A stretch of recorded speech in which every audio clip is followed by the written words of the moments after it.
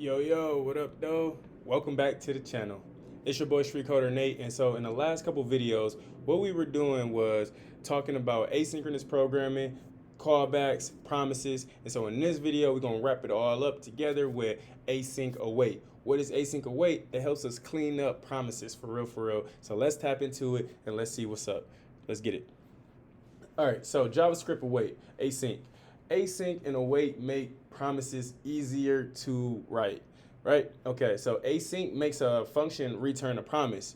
Before we needed to use the promise constructor, pass in a function, and then say resolve or reject, right? Now async allows us to just put the async keyword in front of a function definition, and that function now is the function that's going to return a promise. So let's see. All right, and then await makes a function wait for the promise to actually complete. The keyword async before a function makes a function return a promise. So let's see how they did it. Here we got async function my function, and it's going to return hello. This is returning hello is the resolve state technically, right? And so is the same as saying return promise.resolve hello. So is the resolve state. Returning hello is from an async function is saying promise.resolve and whatever you want to pass into it. Now, here's how to use the promise. So it's just basically the same exact way. You go ahead and throw a dot then on it for the success, and then a dot catch for the rejected. Remember, I was doing dot then and dot catch. You could also for dot then pass in two functions right away and not even use a dot catch. But I use dot catch because that's how I learned it. All right, so in the example right here, we got async function, my function is going to return hello. And so we got this dot then that's going to catch it, right? It's going to catch this value, and then it's going to put that value into my displayer. That value comes from that return hello. So my displayer is going to say hello. And then even simpler, since you expect a normal value, let's see, we got async function, my function. So we got this function right here is going to return, that one right there is going to return, what is that going to return? That's going to return a promise. And then we got my function not then is going to return, you call it my function, like that, this one. That then is going to call another function right here. It's going, we pass in another function that then calls my displayer right there. Cool.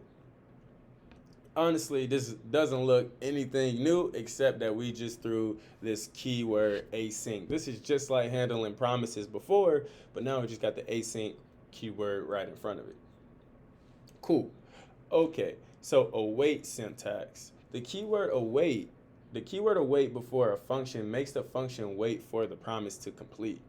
So let value equal await promise, meaning that this line isn't going to finish until this promise finish. And once that promise finished, then we're going to store that value into the value. Bet. The await keyword can only be used inside an asynchronous function. So if you don't put async in front of the function name, there's no way you're going to be able to use await. Await goes with async. That's why it's async await. Makes sense. Okay, let's go slowly and learn how to use it.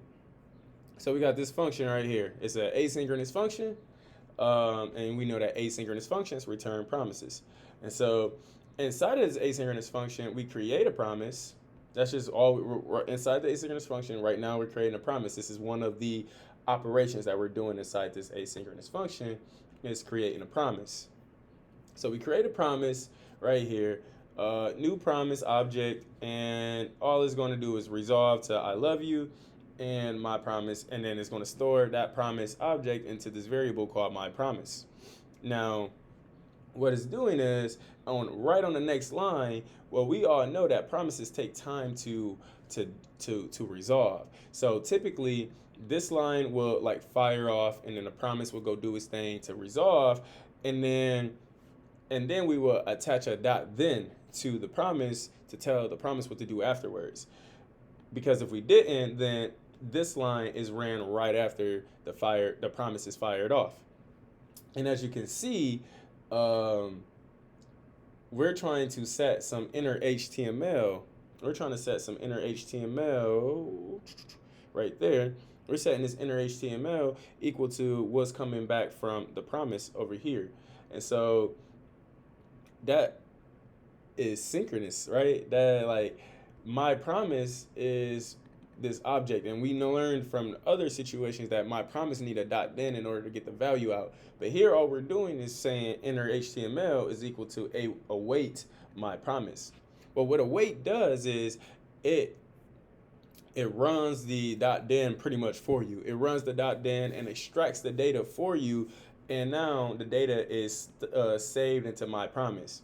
So we got let my promise equal a new promise, and we're going to await that promise, meaning that we just going to wait till that promise is done. So this line going to fire off, and it's still going to be running once this line gets here, and they're going to get to this line, and then they're going to see this await, and it's going to say, oh, I got to wait for this promise to finish. And then what is this promise? Well, that, remember, a variable is just a reference. So it's going to go back to that reference, which is here, and pretty much just sit and wait till that reference is done. And then once that reference is done, then it'll come back here and finish out this line and store my promise into inner HTML. And async, or the await, breaks down the promise to get the value out of. So I love you will actually be the value that comes back, and that's stored into my promise, and then that we store it into inner HTML. That's how that async await works. Okay, so waiting for a timeout. So let's see, we got, in order to wait for a timeout, we create this variable, let my promise equal this new promise that has the timeout, like we did in the last video. And so now, in order to wait for a timeout, we just store it inside the promise, and then we can await that promise. We can make sure we wait for the promise to get done. So we're going to wait for 3 seconds before we go and print out anything else, and then we'll be done. So actually, let's take this example and let's just play around with it in the code real quick. Right here, excuse me.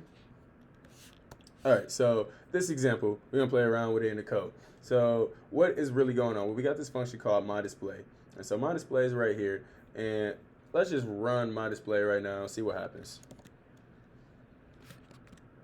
So when we run myDisplay, we got the file loaded down there, and then we got an unhandled promise rejection. Type null is not an object. Evaluating, oh, keep doing that damn thing. Let's just make this const value, and then let's do a console.log the value. Cool.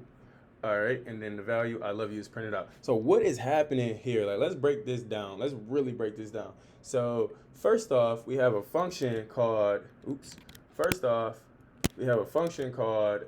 myDisplay right there. MyDisplay, as you can see it, it's just an asynchronous function.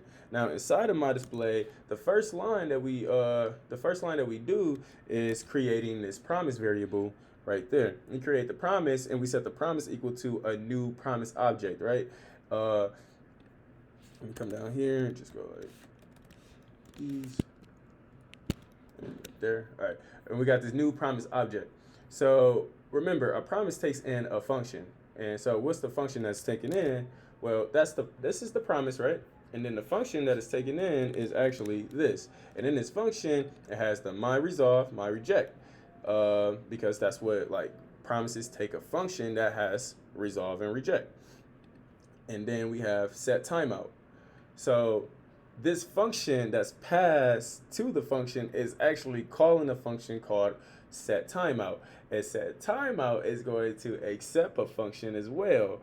And that function that it's accepting, all it's doing is calling a resolve method of the function that's calling it, and waits for 3 seconds. So that's what we're doing inside the promise.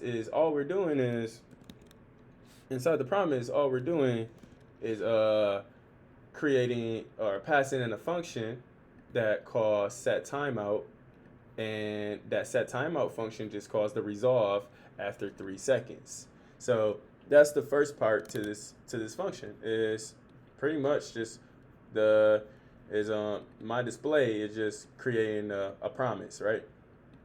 Now, in order to handle this promise, we typically would do like my promise dot then, right? And then we would, let's say, we get a value back, so value and curly. Also, as you can see right here, I just put value and I didn't put any curly brackets, or I didn't put any parentheses around value. If you only have one parameter in your arrow function, you don't have to put parentheses around it. So we go at value. Also, if you're going to do a one-liner too, like you're only going to write one line in your arrow function, you don't have to put the curly brackets. You can just write the one-liner dot log like that, and we will log the value. These. So after 3 seconds down here, you're gonna see it. I love you gets printed out. Cool.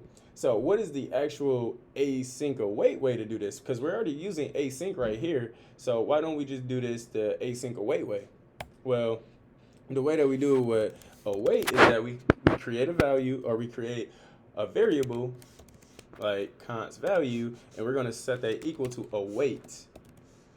And we're telling the computer to await the promise. So wait for the promise to either be rejected or be resolved. Now, when it's rejected or either resolved, then I want you to console.log it, the value. Okay, so as you see down here, we got file, and then you see that I love you gets printed out after 3 seconds. Let's try it. Let's run that one more time so we can really see what's going on right there. So pay attention. We got my file loaded. 3 seconds going by. I love you. Cool. And as you see, there's no dot then or passing in functions or anything like that. We just cleaned that all the way up. Let's go back real quick and see that dot then. This dot then was a one-liner, but still, even looking at that one-liner, that shit look complicated compared to just setting what line 10 is, creating a variable. Line 11 is printing out that variable. Simple. Now, I use async await like almost in everything because it cleans it up a lot. Unless I really do need to do some operations where I need to wait, some other stuff, and dot then just makes sense to use. But now you see that async await is like real dope. Like, it's honestly ridiculously dope. And so this is really how we handling, you can do it for loading the file.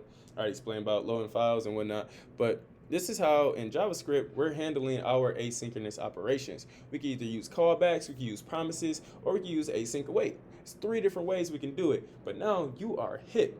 Choose which way you want to use. You want to implement asynchronous operations in your JavaScript. And right now, it may not make sense why you want to do some asynchronous operations. I kind of gave a few examples throughout the lesson, but as we continue learning these different things about the JavaScript syntax and the things that we can do with JavaScript, we will start getting into projects where we're taking this knowledge and actually applying it. Bear with me. It's the beginning of my channel. Once the videos keep coming and coming, y'all gonna be like, wow. I'm gonna refer back to these videos for the knowledge, but the videos that he's producing with the projects and whatnot are really applying the knowledge all together. So this is why I teach my courses. I got something for y'all coming soon, so I'm excited, and keep tapping in. Let me know what y'all think about this series. This completes the asynchronous series. I'll see y'all in the next series. Peace.